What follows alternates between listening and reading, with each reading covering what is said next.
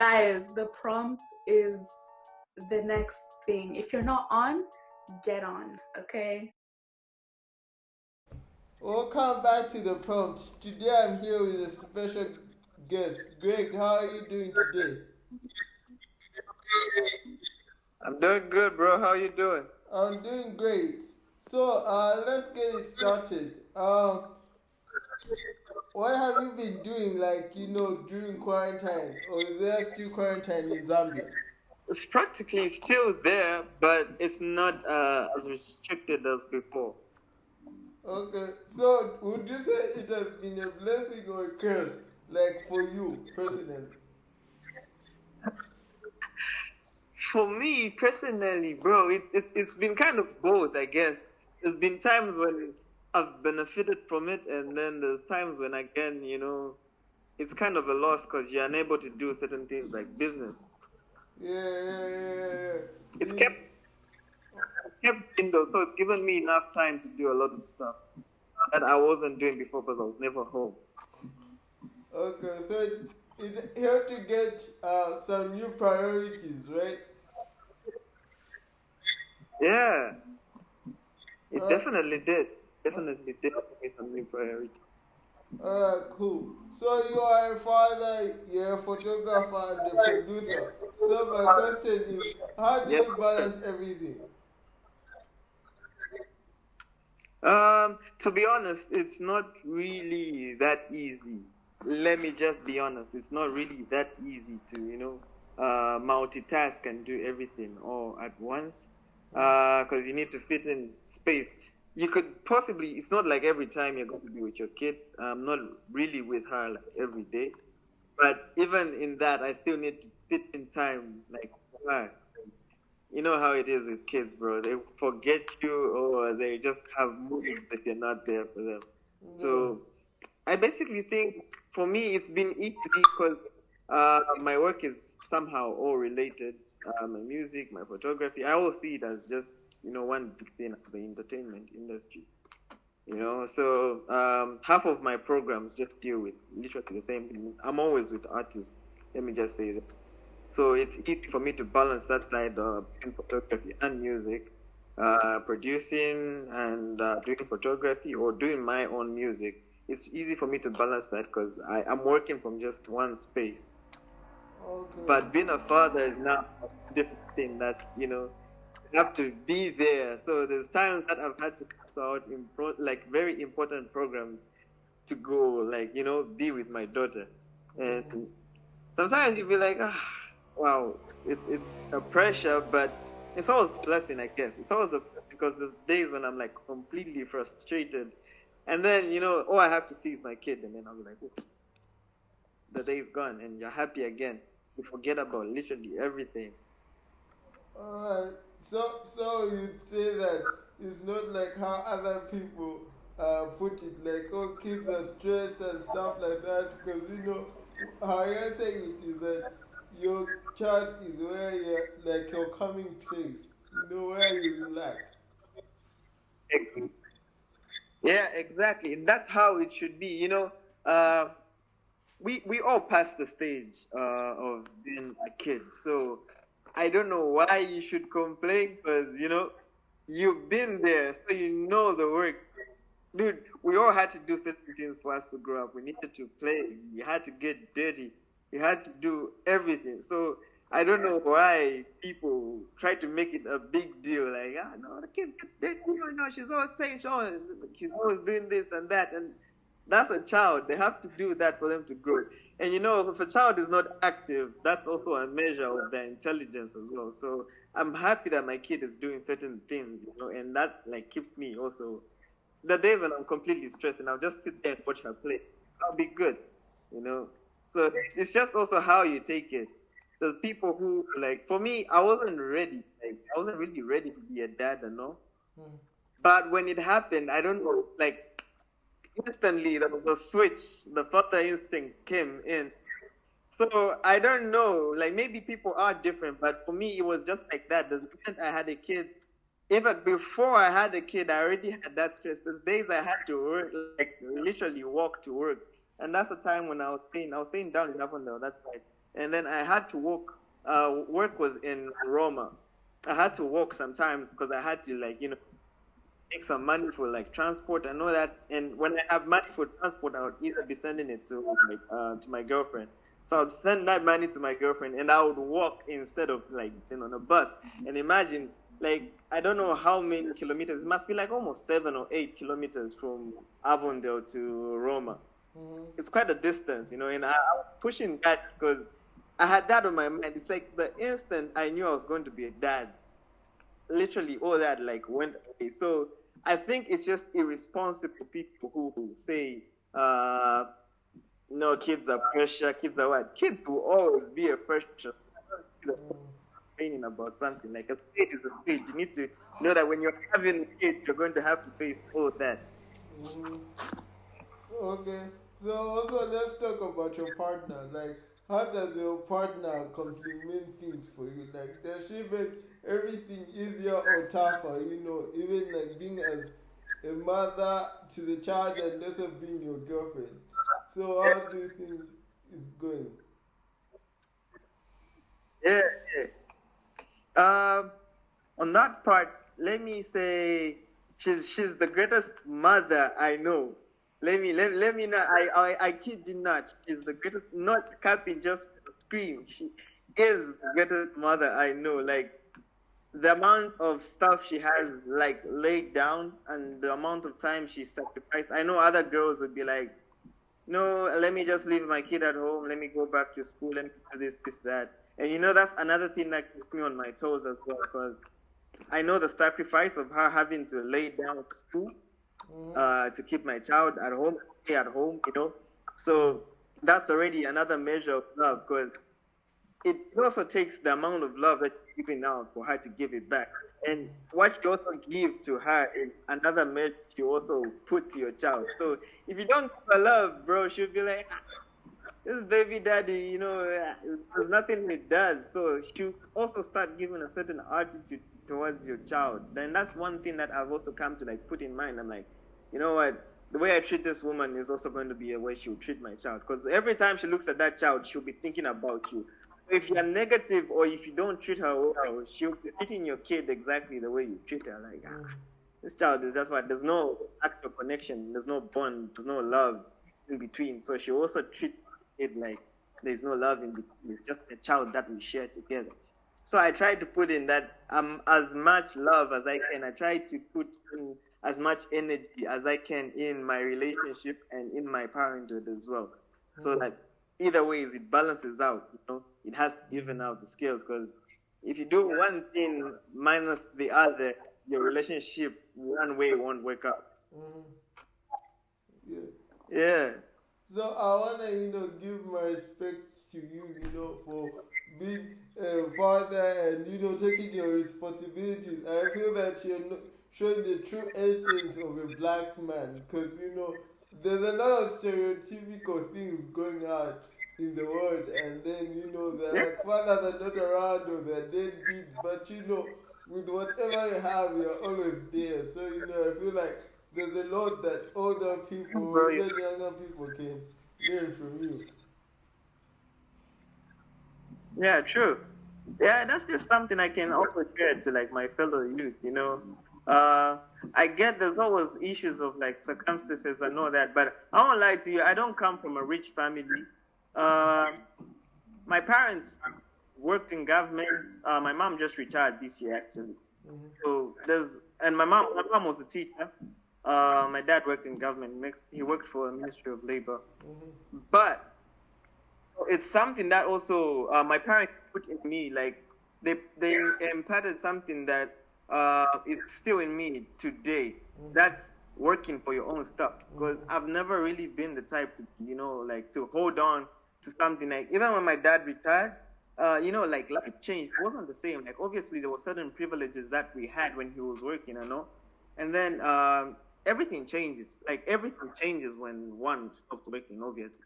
So like yeah, when he stopped working, everything changed, and I had to adjust to a certain type of lifestyle. And before that, like I was already working on my own stuff. I started photography in 2014, initially I started in 2012, but I was young that time, so I was just grasping the idea of photography. And then by the time it was like 2014, that's the time my dad got a camera. He got a camera at home, so I was just like, learning, touching here and that, trying to do things, taking pictures of weird stuff, and I was learning. And then, by the time he was like retiring from work, I was like, let me try and use this as a business. And I started doing small gigs. I would go street culture, take photos, of random people. I would go to like random weddings. Maybe I just go to church. If I see there's a wedding there, I'm like, hey, let me pull through, take some pictures right there. People will be like, no, are you going to print them out? I'm like, I don't print out photos. I get contacts. And just like that, slowly, through like references, my business started growing. So it really helps sometimes. Really circumstances, I know that it's mindset as well. So that's the one thing I can tell my fellow youth.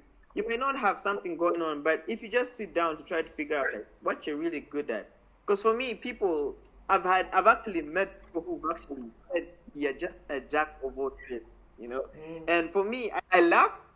Reason being is because I do want to be a jack of all trades. Not really that I should be a master of none, but everything that I have learned to do, I've made sure that I've learned it to the letter, and I've learned exactly how everything works. I know that. And it's not that, again, you want to completely learn. There's things that I give out to people. Like whenever I have gigs, I'm much of a video guy actually. So most of the time that I have like gigs, I will be shooting videos and I'll give photography up to somebody else. I can't be doing both. So the reason why I learned that is because as a child, my dad used to tell me, always have the knowledge and don't get deceived. So I learned certain skills so that I'm not deceived by somebody. And if someone just tells you something, you easily believe it. So people used to tell me, oh yeah, you're trying to be a jack of all trades. But I was telling them, no, everything I do is because of knowledge. And that's the one thing that most you don't have to go to school for certain stuff. Currently, I've been doing short courses of marketing, and I don't think it's something that I can go to school for, but it's something that I'm studying because I have a business. So that's just something that I also tell to my fellow youth, like never look down on yourself. Just figure out something that you can do and focus on it, grow that one thing, and it will help out. Now that I'm a father, that thing helps me out a lot because I'm able to produce music for people. I'm able to do photography. I'm able to do graphic design. And, I've got different clients in different industries, which has come to help me. Someone else would have been saying, no, he's a jack of trades, but that feeds me. So, and it's up to you to not have an excuse. Sit back at home saying, now I'm a dad. Maybe my parents will help me out. What happens when your parents pass on? That's the that I put in myself. Yeah. So, I have seen that you're a self-taught person, right? So, how does you being self-taught affected your life? Because a lot of people look for perfection, but you say that you do not have to be perfect at everything. So, what are your points on that?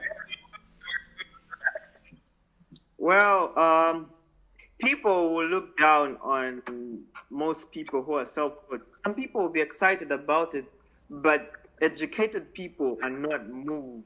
And when I use the term educated people, I mean people who actually want to like school, university, and all that. They don't get really pleased when they hear self-taught. When you go look for a job and you tell them I'm self-taught, they'll be like, no, but there's actually people who went to school, have papers and experience for this. So we can't employ you because of exactly that. There's even certain contracts where people are like, no, this guy doesn't have the paper, so they won't employ you or they won't give you the job specifically because you are not educated or you have not got any paper for that, which is a disadvantage because there's the stuff that I have come to do, the stuff that I've done where I've had people who are educated asking me again for ideas, I had friends who are in school studying film work, and they'll be there like whenever I share a video, whenever I share something online, they'll be coming like in the comments or they'll hit me up personally and they'll be like, bro, can you teach me how to do this, that. And I came to realize, like, for me, I was learning stuff and I was practicing, like, with knowledge outside the box. Yeah. But there's this thing that everyone who, like, people who go to school, they've been groomed in a certain way. So they really can't think outside the box because they literally think to the letter, If you read a book, it's from the introduction, the whole index, you read the whole thing to the end, and you can never think outside that, But for me, I didn't know all that. If I do read a book, it's just to add on to the knowledge that I've been acquiring, like, separately from all that. So whenever I have ideas, sometimes I have, like, personal ideas, and then I try to think of is it possible to do this and that. But when you give that idea to somebody who's going to school, the first thing you hear is, it's impossible, you can't do that. Reason being is the rules don't apply to that. And I don't live by the rules. Like, I'm always trying new stuff. I'm always trying to try different stuff. And when it works out, that the first people always appreciate it again. So it's been a disadvantage, more to offer, but you can't really do it because the educated people would not allow you because they live in the box. But living outside the box is literally where everything is happening, Yeah. I've come to even watch, the artists in the States. There's certain stuff that you can do in music that we can't do over here, like in Zambia, Yeah. And it's a bit of an advantage because people over here, it's all about the education. Everything is education. If you start doing music in Zambia, your parents will tell you, no, first focus on your education, and then you. But by the time you're done doing your medical course, you're already 20. You'll be 27. By the time you want to start doing music, you're entering your 30s. When do you think you will blow? Yeah, So when you're 60. just exactly. There's just so much limitations towards people who are self-taught. So how And do it's you not flip because the of us, script? it's because of the people out there. So how do you flip the script? Like, let's say you don't have a paper, but then how do you flip the script so that they can employ you or give you a job? So how do you approach that? That's a bit of a challenging question, because it's a bit hard to convince people. But like for me, I've come to have certain contracts that I've worked with different people. That I won't mention names on this interview, but yeah, I've worked with big corporate entities before, and getting those like contracts was not easy at all, because it's also how they look. They'll look at you. And there's a time that I actually had dyed hair. And for me, I take my personality, how I present myself, everything, that's all like towards my creativity, How I feel about myself is how I want people to also look. When you see how I want you to see how I'm feeling. Yeah.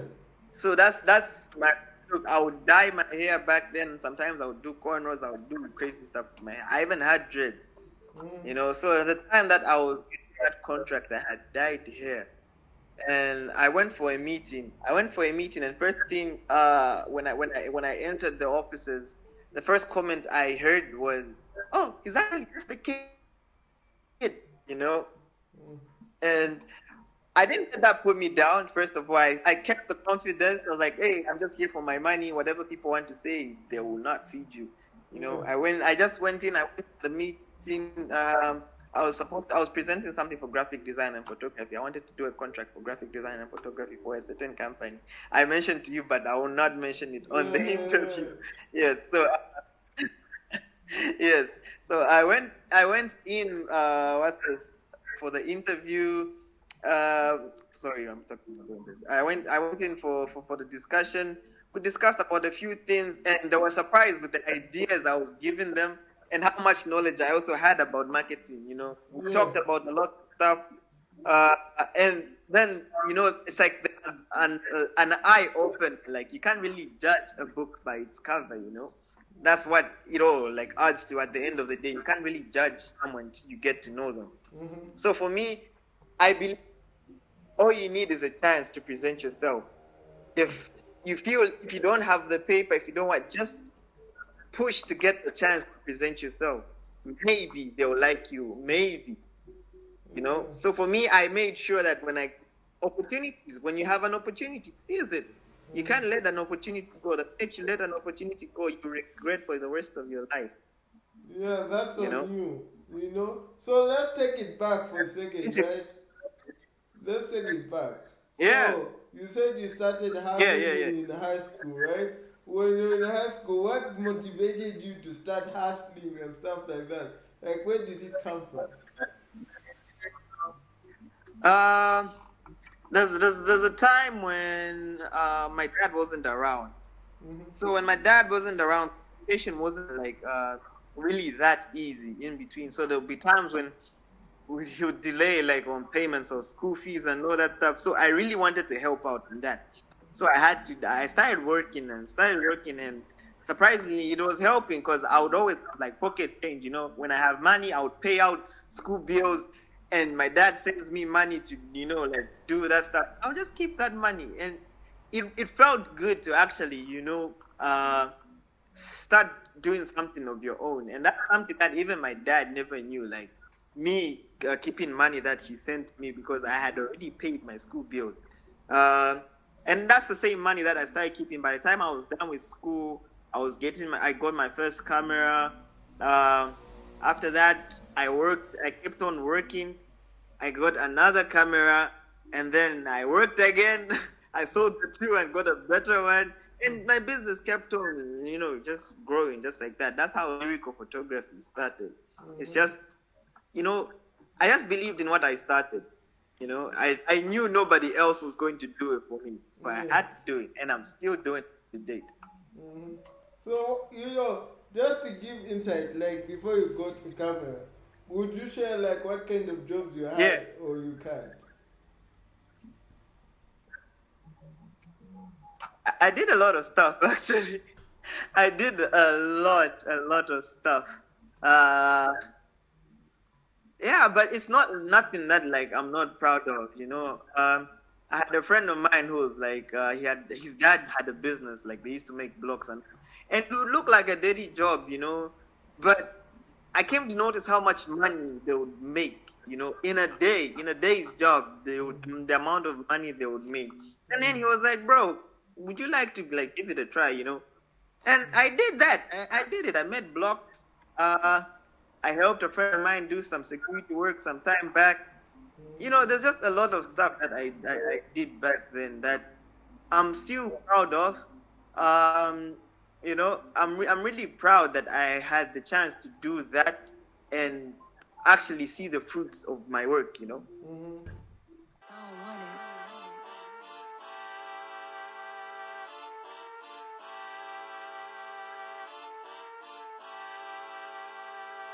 Yeah, I get you. Yeah, So, what do you have to say to those people yeah. who feel themselves like, no, I cannot do this job, I can't do this, I can't do that, but they don't have money? Bro, you just gotta be humble because if you're sitting down, there's people who can't do certain jobs because no, I have a degree now. There's educated people.